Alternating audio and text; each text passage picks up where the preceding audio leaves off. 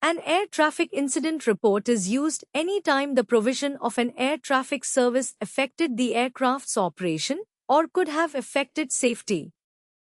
Here are just a few of the examples when an air traffic incident report would be used.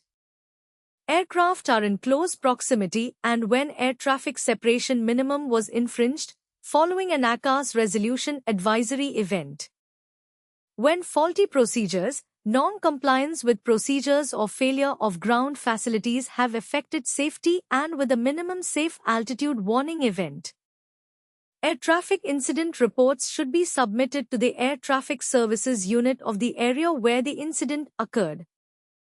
Or if not within an air traffic service unit, then the unit of the destination aerodrome.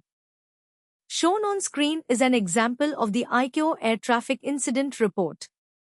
Use your mouse to scroll through the document, taking note of the kind of details that are needed.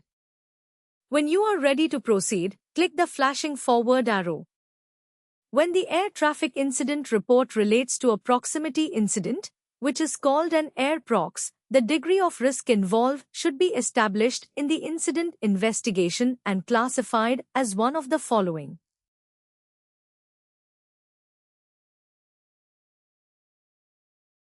There was a risk of collision, safety was not assured. There was no risk of collision, the risk could not be determined.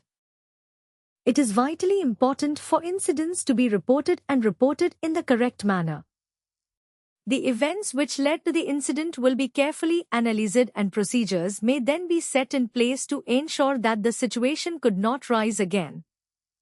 The purpose of the report is not pinpoint blame, but to achieve transparency and greater safety. That is the end of the lesson on air traffic incidents.